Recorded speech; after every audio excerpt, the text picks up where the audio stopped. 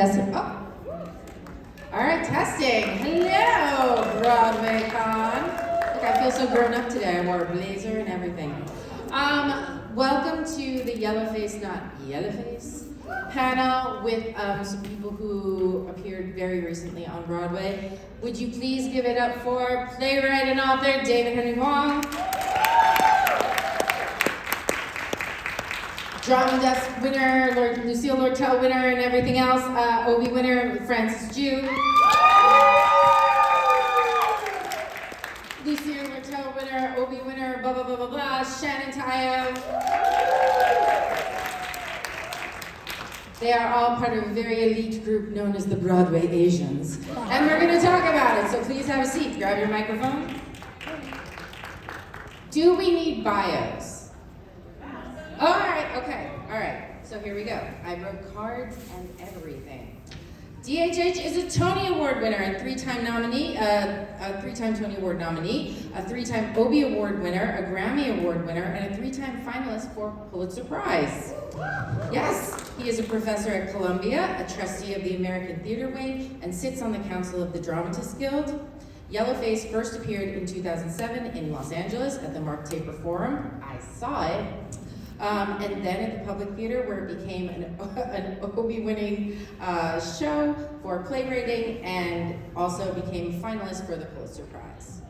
This past year, it was revived at the Roundabout with Daniel Day Kim as DHH and Francis Jew as HYH. Your dad. Great. Francis Jew is an Outer Critics Circle Award winner, Drama Desk, and Lucille Lortel nomination for Soft Power. He has an Obie Award for Wild Goose Dreams, an Obie, a Lucille Lortel Award, etc. for his first crack at Yellowface at the Public Theater off-Broadway. He has appeared in Pacific Overtures, Thoroughly Modern Millie, and M. Butterfly. He's done a ton of television, film, and regional theater, including Miss Saigon, which is how we all got here, and King and I. He did not do Flower Drum Song. We were supposed to do it together, but there was an accident. Anyway, it's always been a regret of mine. He was recently seen as the wizard, not that wizard, in the Encore's version of Once Upon a Mattress before returning to play HYH in Yellowface for DHH, played by DDK. And I'm sure you all understood that absolutely. Shannon Tayo is, honestly, she's the off-Broadway darling. She made her Broadway debut in Yellowface. She won an Obie Award for her role in The Come-Uppance, and a Lucille Lortel Award for Outstanding Performance, a Theatre World Award, and a Drama Desk nomination for the role of Afang Moy in Lloyd Suh's The Chinese Lady, directed by Ralph Pena. Ralph is on my panel tomorrow. She won a special Obie for appearance in 3 plays in 1 year. The Come-Uppance, the Far Country, and regretfully, So the Birds Are. Wait. And she has a BFA from Syracuse in musical theater. So there you go. Exactly. And you guys both went to Yale, yes? Yeah, but I'm a dropout. Okay, fair enough. Fair enough. So one of the interesting discussions that I've been able to have over the years is about representation on Broadway. And as you know, because the last BroadwayCon was 6 months ago, I listed all the ways in which Asians are represented on Broadway. We are actually not having a representation problem as of this very moment. Like, we have people in the lead, we have people in ensembles, and we are accepted, which is a great, great feeling, and it goes to everybody's work. However, so Yellowface, the play, is based, so what we're going to talk about a little bit is the history of how we got here and why Yellowface now, in 2024, was such a personal experience for me, and also why it continues to resonate, because a lot of us who are coming up, these younger performers, they do not know the history of how we got here. And so I wanted to turn it over to David, because, David, do you want to talk about what happened with Miss Saigon? I know, it's very controversial. I'm 2 minutes in, I'm already controversial. Okay, so when the original Miss Saigon came to Broadway from London in 1991, The role of the engineer, you probably know, was played by Jonathan Pryce, who had originated the part in London. And this led to protests about Yellowface casting. It was probably the first major Yellowface protest in American theater history, and became kind of an early culture wars incident. Generally, those of us who were not in favor of Price being allowed to play the role, everybody kind of disagreed with us, from the kind of cultural to the political to the theater establishment.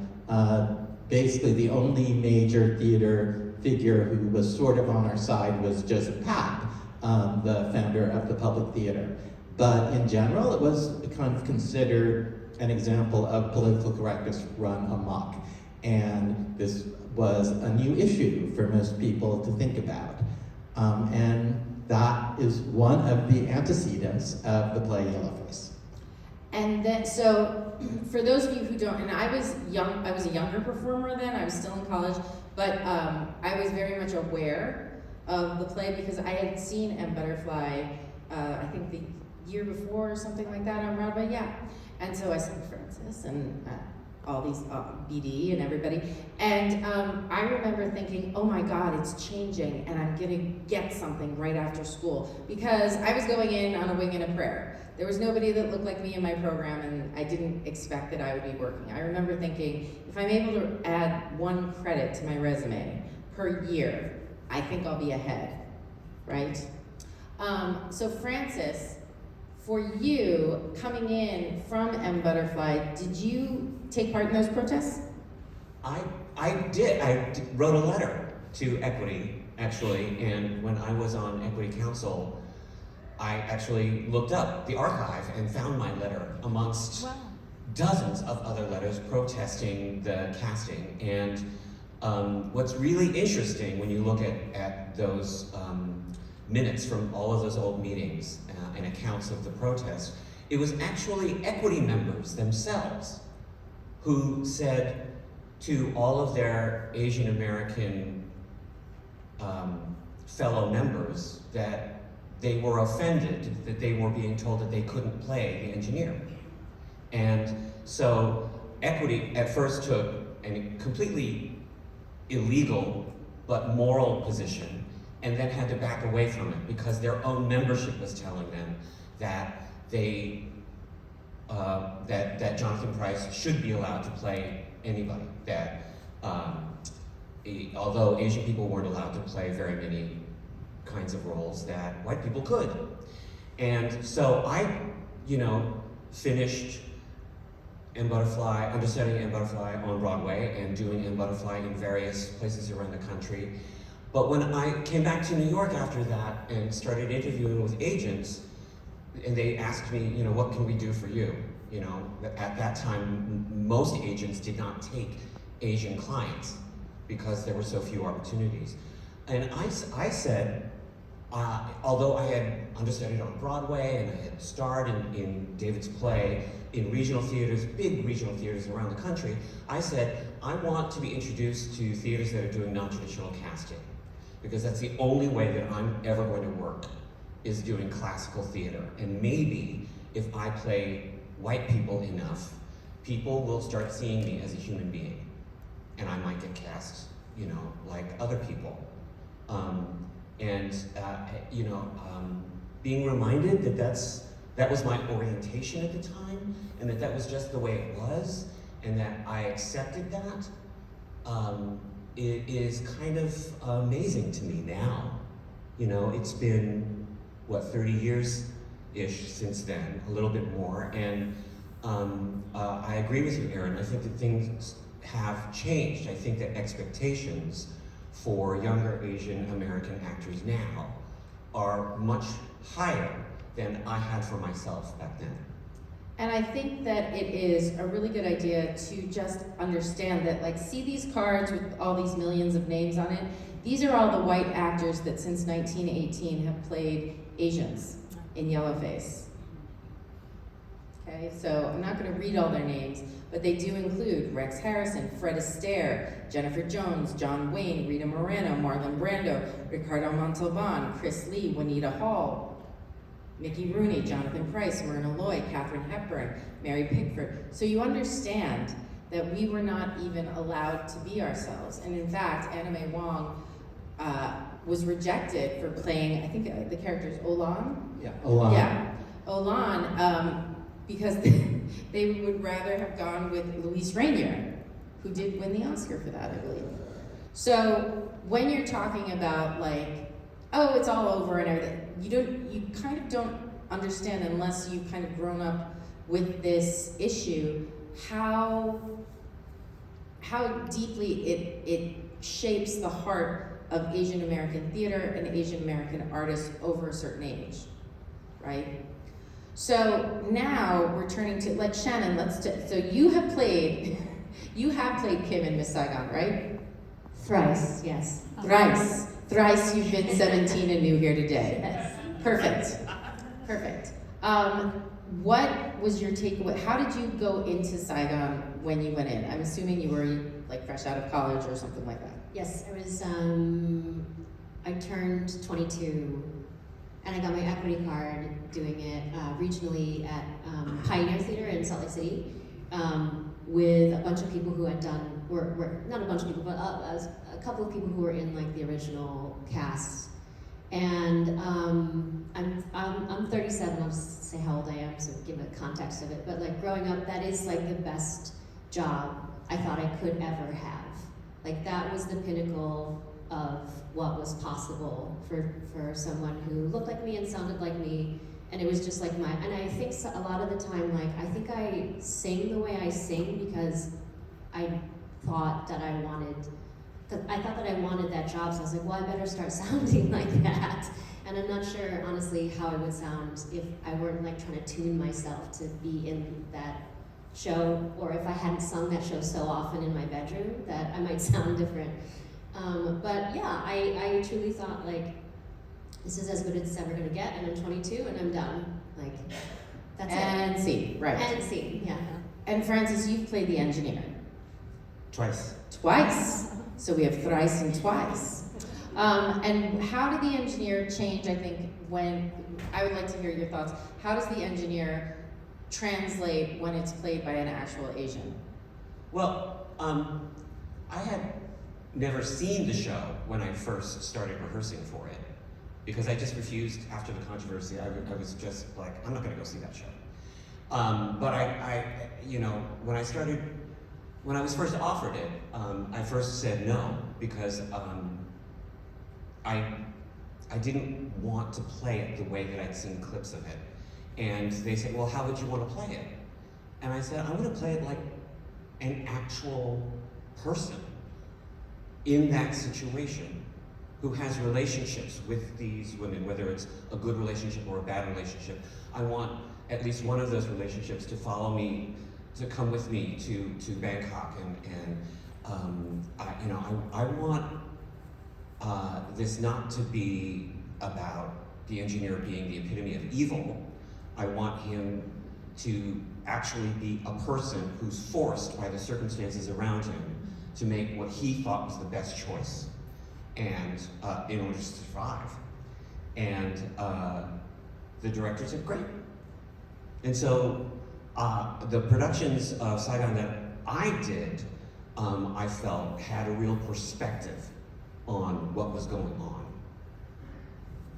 with the women in the club, with the war, with the soldiers, and the whole sort of political situation, and how it forced like just ordinary people to do awful, awful things. I didn't want to apologize for some of the awful things that the engineer does either, but I wanted people to understand how people can be forced into situations like that. So, I know that people who came to see the productions that I did said that they'd never seen a show like that before, and that they found a lot more compassion in the show than they'd ever seen before.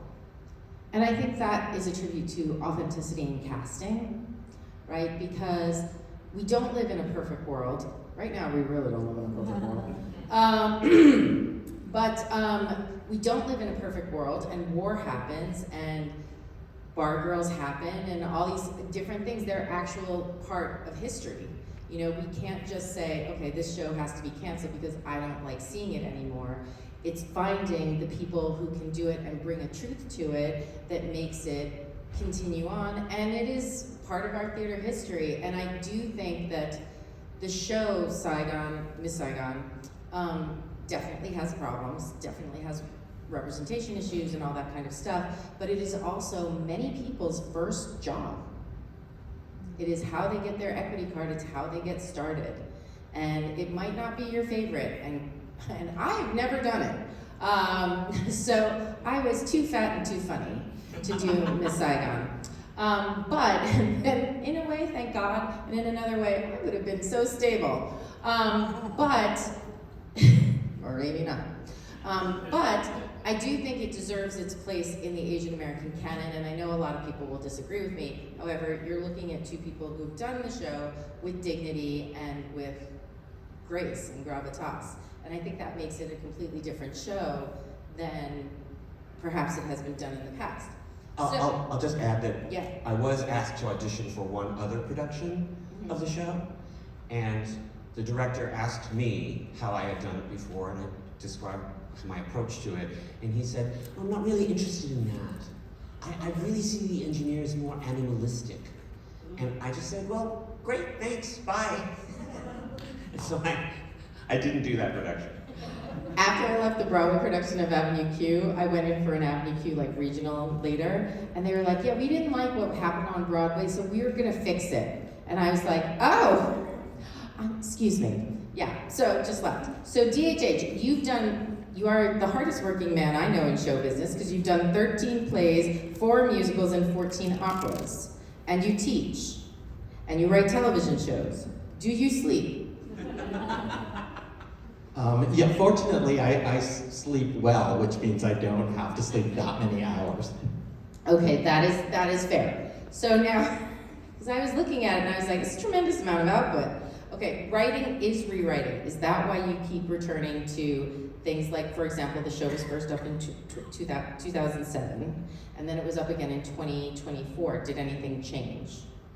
Yeah, I mean, I feel when I'm fortunate enough to have a long career and that these works are brought back, it's an incredible gift. And then to be back in the rehearsal room again, of course I want to keep working on it. There's a saying that, plays are never finished, they're abandoned. That is, you keep rewriting it, and then at a certain point you have to stop because you have to freeze the show, because the thing's going to open, because critics are going to be coming. And so it's actually rather hard for me to see my plays after they've been frozen, because I keep noticing the things that, that could be better, but that's over. It's like I don't have any more rehearsal time. So between the 2007 and the 2024 version of this play, we essentially, the big thing is we cut about a half hour out of it. We wanted to eliminate the intermission, which originally I had always wanted it to be a one-act, but it was just too darn long. So when we were doing the 2007 version, first in Los Angeles, Lee Silverman, who directed both versions, we were about to do our first preview in LA, and we realized we just need an intermission. So she just told the actors, okay, the lights are gonna go out at this point, and everybody run off stage. And so we wanted to do the one-act version again, and I just kept cutting stuff, and we didn't miss it, and then I polished a bunch of stuff and changed the ending a fair amount. Okay, great. So now let's move to the play. Okay, the updated version that was just at the roundabout. Play starred Daniel Day Kim, right, playing you. And the play is essentially, has anybody here not seen it? A couple of people, okay. So do you want to give I can describe the it. nickel tour? So it's a play about an Asian American playwright named DHH, who protests the casting of Jonathan Pryce as the Eurasian pimp in the original production of Saigon, then accidentally casts a white actor as the Asian lead in his own show, which is a follow-up to M. Butterfly, because he thinks the actor is mixed race. And when he realizes that the actor is actually just white, he tries to cover up his blunder to protect his reputation as an Asian American role model. As a mixed race person, I felt attacked. But no, it's fine. No, it was very funny, but like my sister and I came out like, oh, wow, okay. Well, it's like all this talk about mixed race, and we're like, do people not see us? Like they can't tell us apart or what? Anyway, so that's the wrong. What does the show Yellowface say to you about our perception of what race people are and how they fit into our world? Shannon, you want to go first? I'm gonna tackle racism real quick. I think I love the play. The play is genius because it is incredibly nuanced. Like it sounds, to give it like the synopsis of like, and then he mistakes this actor for being mixed race. The way it's entirely plausible. It really is. How the character of DHH is like, this is a mixed race actor, and he's not like outwardly East Asian appearing, but like all the signposts are there. Everything makes sense. So I think it's a really, the reason the play works and is interesting is because it is like a super nuanced conversation about perception and what is representation. Should it be solely a visible thing that we can all agree upon, and then what is agreeing upon it, and who is allowed to play what? So I don't know, I don't have any answers per se, but I like being a part of this show that, kicks off this conversation. And this was your Broadway debut. Sure was. How's it feel coming uptown? Real nice. She's like, look at this dressing room. I kept saying, everyone was like, what's it like? Like, what's like your first Broadway show like? I'm like, it's the same job with more help. Yeah. And that's great, yeah. Yeah. Frances, you've been in a couple of Broadway shows and a ton of off-Broadway shows. What was this like doing the show on Broadway and not off? Oh, well, this particular show, I felt like the reception to the show was really different. Back in 2007, Obama was about to happen, and we were all like feeling pretty good about ourselves. And, I remember audiences loving a lot of the backstage bitchery and the Entertainment Weekly kind of stuff, and then getting a little impatient with the identity stuff and the family stuff. Like, I had Asian American colleagues come to see the show and say, why is David still writing about identity? I mean, aren't we past that?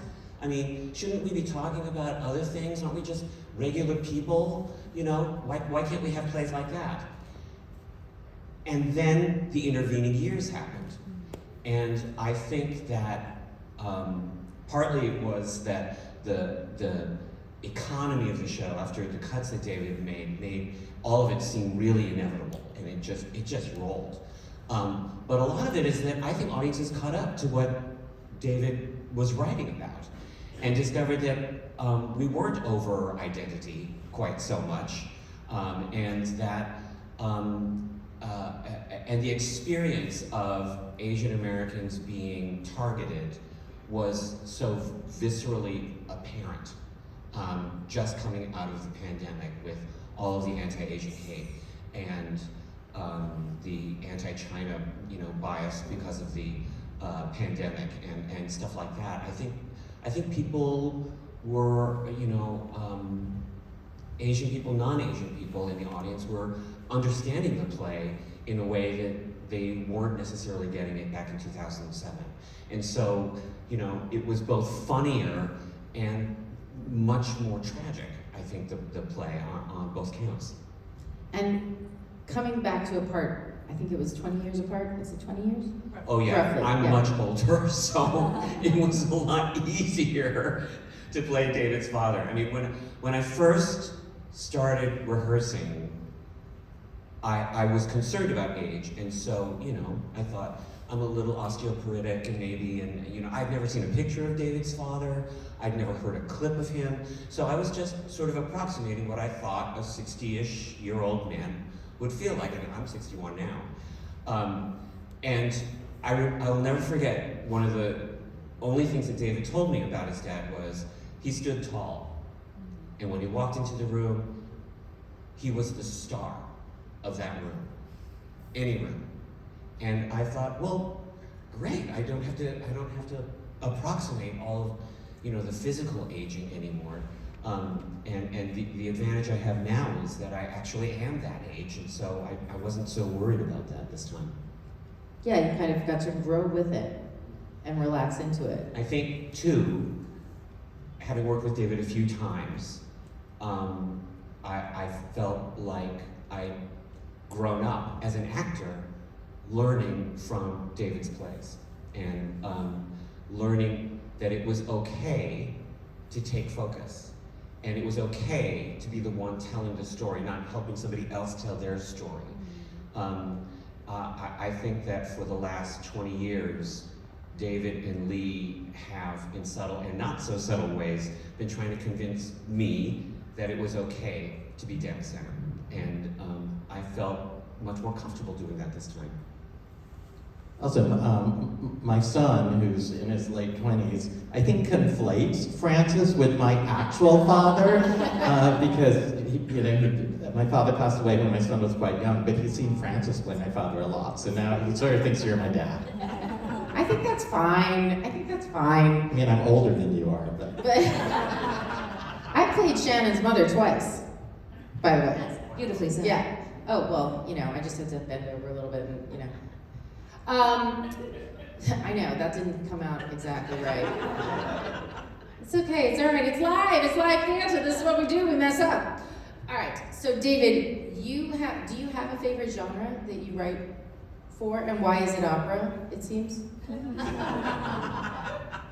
I mean, I think my plays are the things that are closest to me. It's certainly the most personal form. It's the form where everybody's basically trying to realize my vision, as opposed to operas. I have written a lot of operas, but I think that's because I grew up in a musical family. I'm very comfortable with music. Philip Glass invited me to work with him on a couple of shows when I was in my late 20s, and then I became one of the few people, few living Americans who had experience writing operas, so then other people started offering me libretti.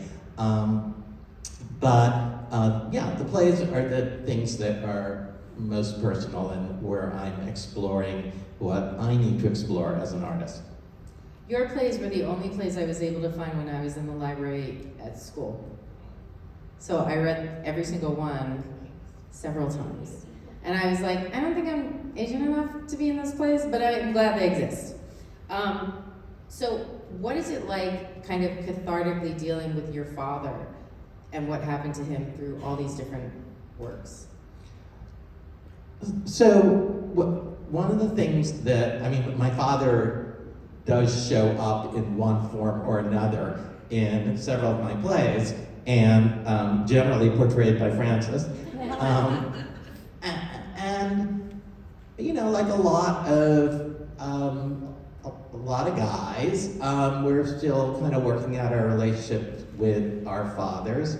But particularly where it comes to Yellowface, Dad wanted me to write a play about him, which tells you a lot about his character. And I didn't really, he sort of shows up, a dad-like figure shows up in a number of my plays, but Yellowface is the one that was really about him. And I think looking back, it's significant that I began writing that play when he had fallen ill. He read an early draft of it. He liked the way he was portrayed, which also says a lot about him. And then he passed away. And then I continued to work on the play, and it was produced after he was gone. So it really is the play that I think I'm processing in real time what it meant to lose my father, who was in that sort of loving, difficult and complicated relationship. And I like to say, particularly with this production, that whoever Dad is, he's looking down, and I think he's really happy to be the fan favorite in a hit Broadway show.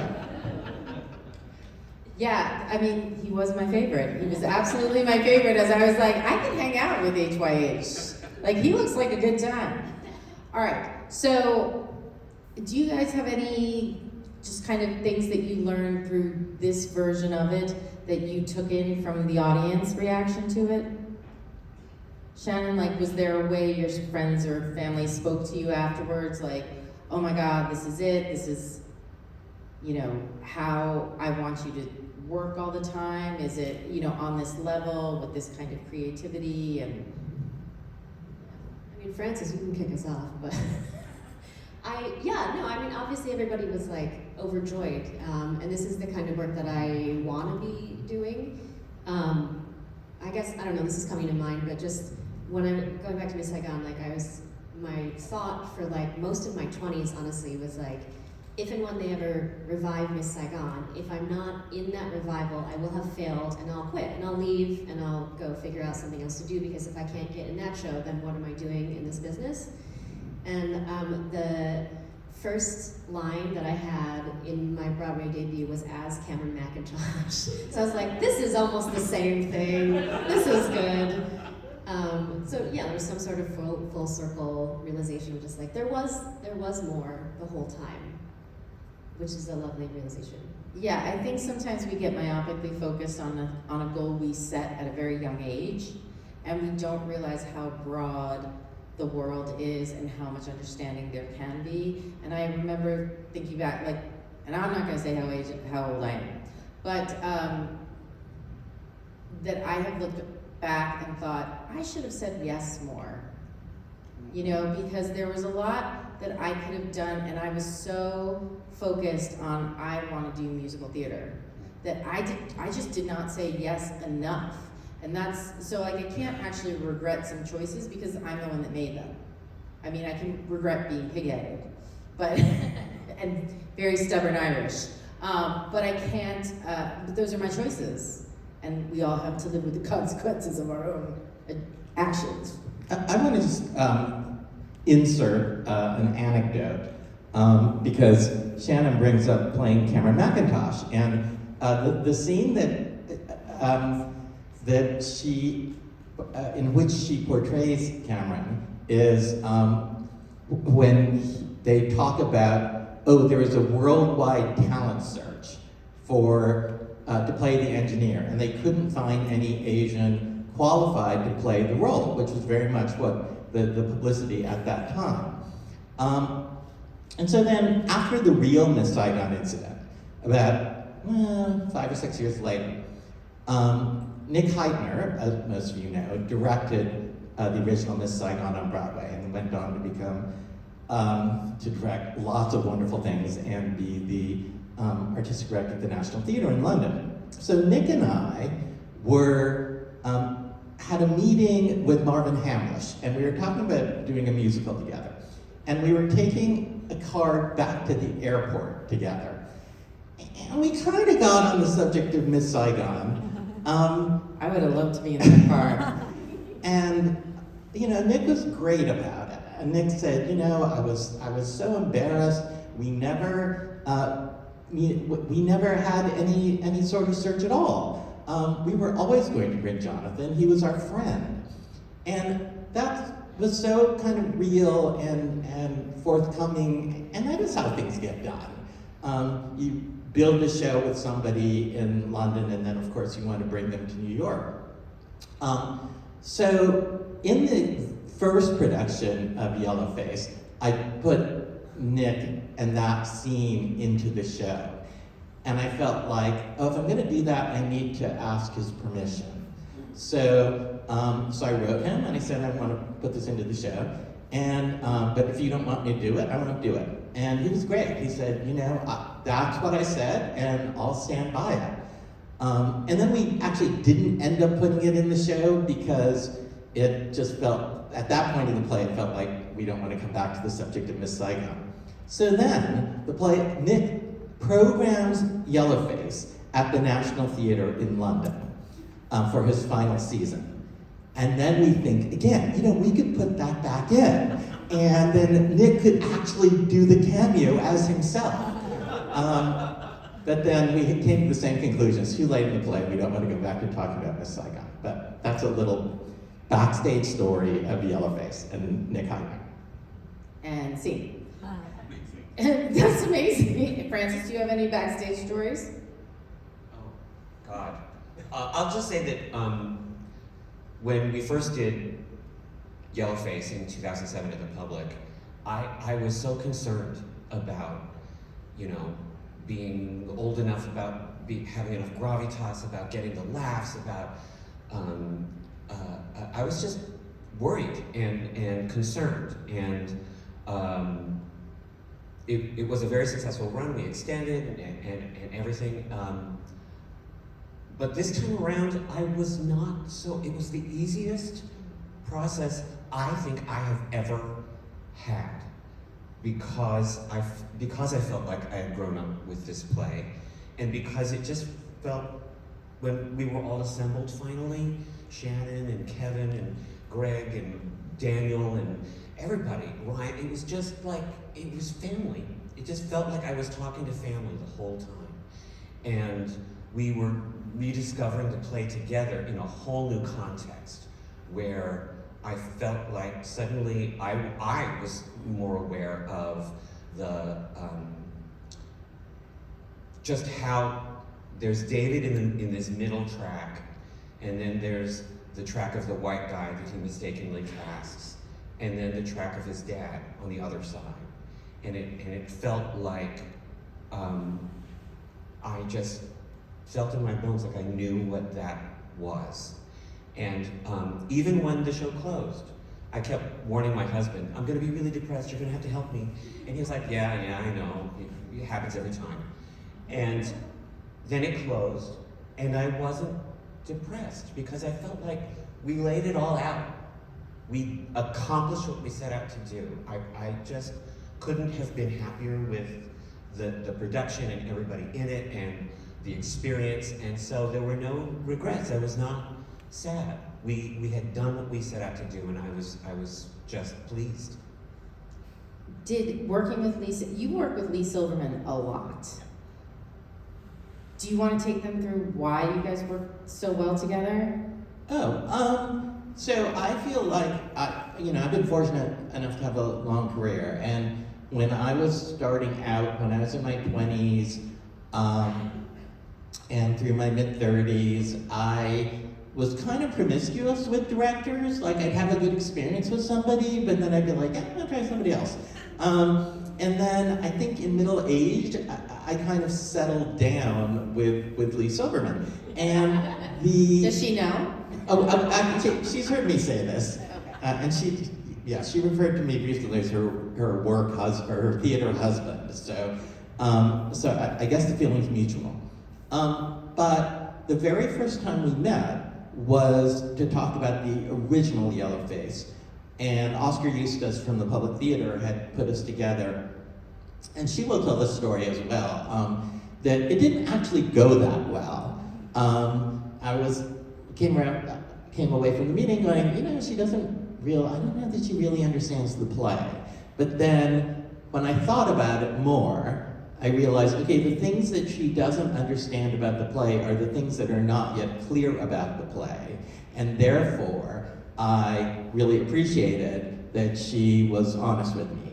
And at this point, we've done 6 or 8 shows together, depending on how you count it.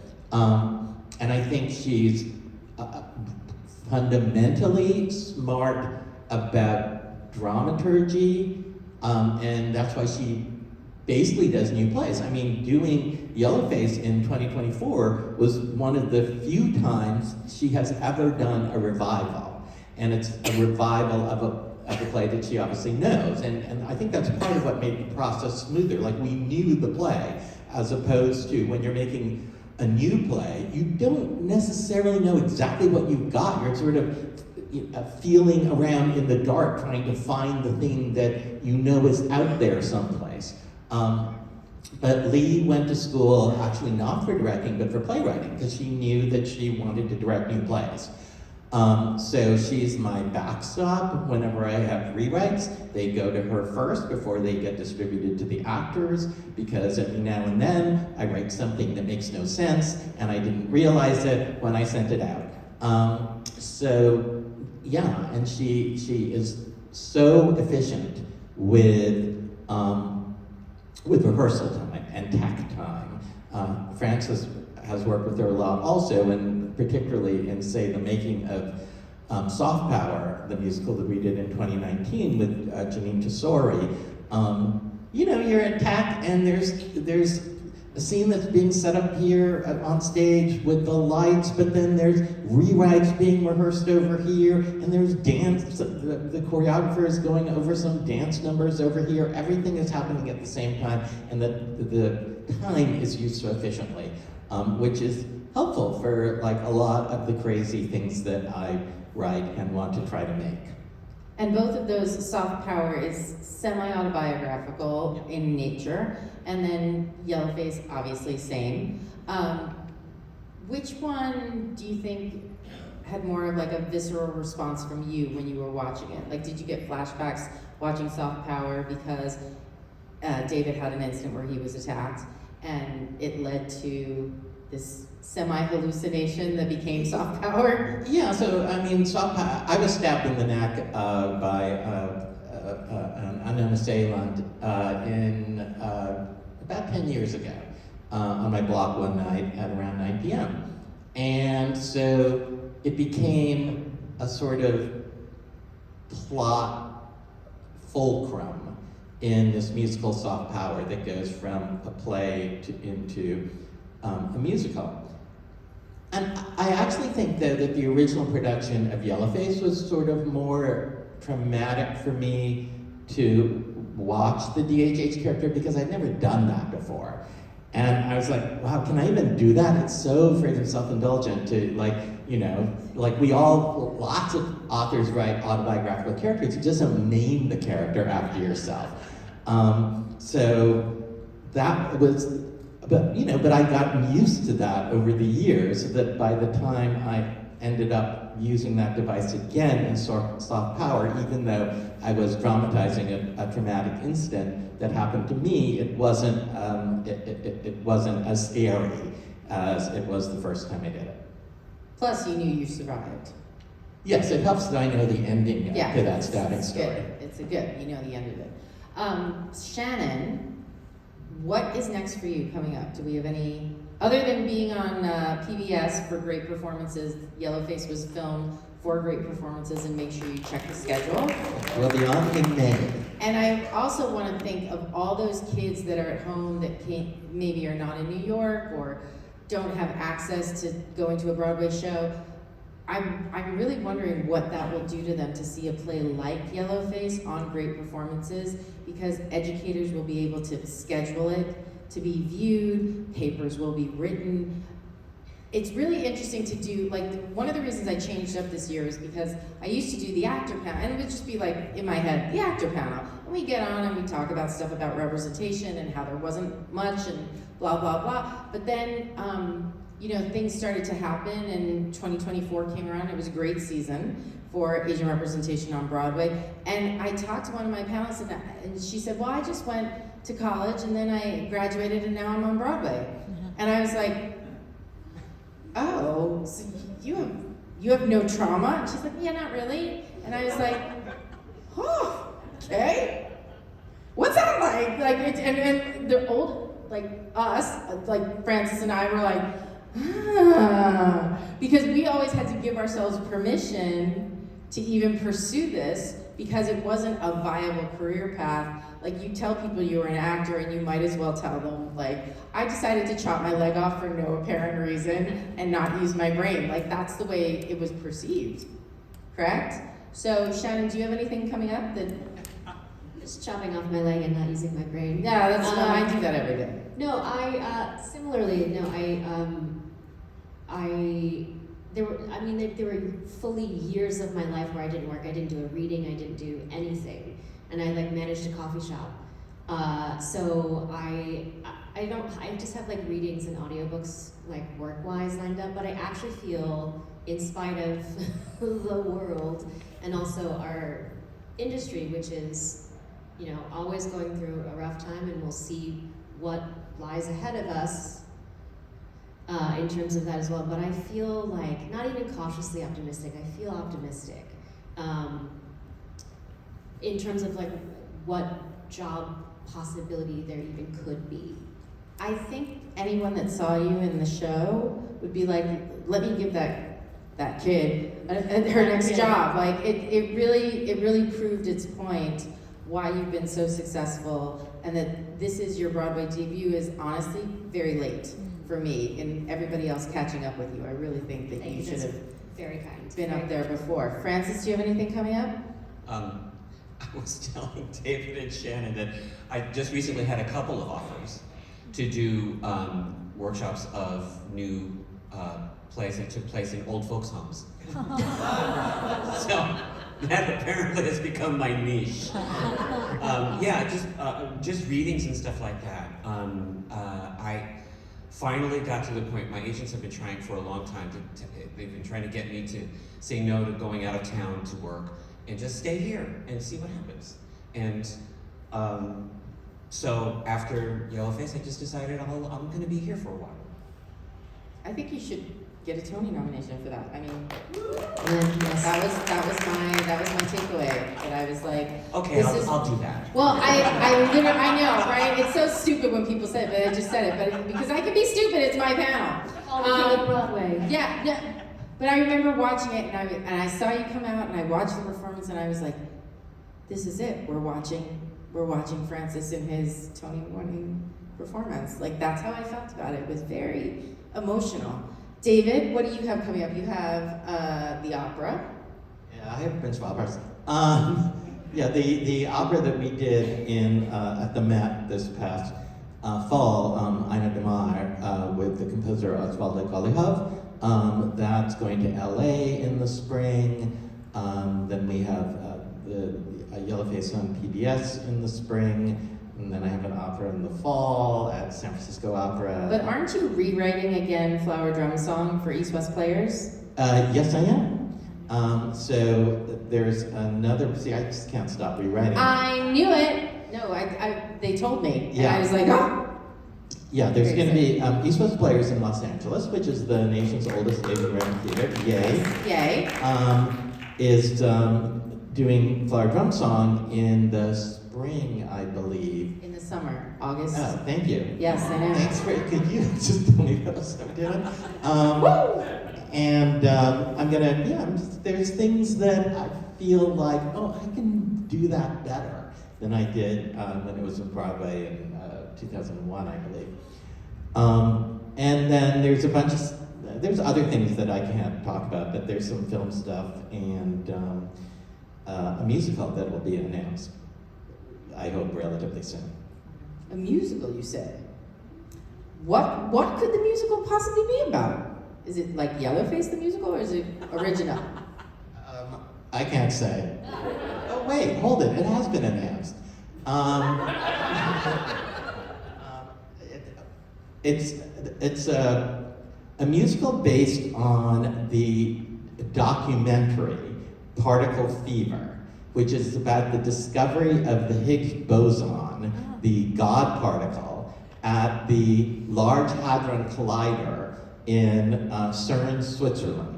So it is a theoretical physics musical, and I'm working on it with Zoe Sarnak and Bear McCreary, who bears a multiple Grammy nominee for, he's basically known as a film and TV composer. He does the Lord of the Rings movies. And the Outlander. Yes, Yeah. and Lee's directing, and we will be getting to do that someplace. That's the part that I can't announce, or that hasn't been announced. Okay, because somebody would be like, what? We're getting booted? Yeah. Okay, I understand. So, any final thoughts as we wrap up? Anyone? Like, what do you, so looking, all right, fine, I'm gonna guide you. What do you most look forward to seeing in terms of how Broadway is changing and the place, if you will, for Asian American, both performers and playwrights to kind of succeed? How do you feel about it going forward? I mean, so it's great that there's so many wonderful Asian American playwrights, younger, anyone would be younger than me, but young Asian American playwrights, and that they're working in so many different forms and with so many different stories. It is still rare to have an Asian American play or musical on Broadway. Yep. And that is, I think, the next important ceiling that needs to be shattered. I agree. I remember when I saw Cambodian Rock Band starring Francis by Lauren Yee, I literally left the theater like, why is this not on Broadway? I had the same question. Yeah, it was amazing. Francis, do you want to comment on that? I'll just say that one of the things that made me really emotional 8 times a week was sitting behind the set in my chair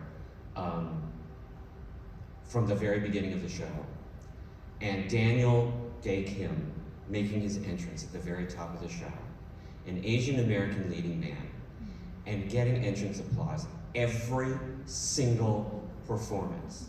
And I cannot tell you just how emotional I got sitting behind the set, listening to that, and the affection that they had. They were already on his side, and because it never happens. Or in my experience, I've never seen that happen in a play. So that gave me hope. But David is absolutely right. You know, I wish it were not so unusual for Asian American playwrights and writers to be done on Broadway. I agree. I think, yeah, there's just a lot of work. I know a lot of people, they get so close, and then it's that one last step that they can't seem to navigate. And I don't know if that's producers not willing to put it on the line, if that is the theater's perception or the theater company's perception that it's not sellable. You know, because for a long time, I mean, my entire career, people have told me, well, you know, like, I've heard Asians aren't funny. I've heard Asians don't sing. I've heard Asians are not the main character. So again, when Daniel came out, absolutely, I got a tear. Daniel is someone who is also a television star, so he's been invited into their living rooms. And it was great to hear that echo of all the work that he's put in over the course of his career, given back to him. I thought that was really incredible. He started as a theater person. He went to NYU for his graduate work. And he had kids. And then he had kids. So he went to LA. So he went to LA because you can't have kids in New York. Although my kid's up there. He's ignoring all of us. Shannon, any thoughts on more kinds of opportunities for playwrights and costume designers and designers in general? I mean, I'm still very much entrenched in like off-Broadway, downtown theater world, and it couldn't be more poppin', truly. I mean, it's, in terms of like creatives and theater makers and from like an actor perspective. I mean, it could always be more poppin', but again, like just, I've been doing this, I guess like, you know, like 17 years now, and over the course even of that 17 years, so much has changed, and there's never, you know, a stopping point. But I do feel, I'll say cautiously optimistic about this trajectory of opening doors. And, you know, off-Broadway is sort of a springboard to the big show, as it were. So I think the more, you know, the more playwrights can hone themselves off-Broadway, the closer we are to, you know, really funneling into Broadway. Fingers crossed, that's how it should work anyway. So let's hope that that does work out. Okay, thank you. Please thank my guests, David Henry Wong, Francis Chu, Shannon Tayo. We thank you so much for coming and spending time with us. For those of you on the live stream, people from University of Idaho, et cetera, et cetera, et cetera. Keep tuning in. I have three more panels tomorrow, but please let me thank and please stand and take a bow. The writer and the cast of Yellowface, the play. And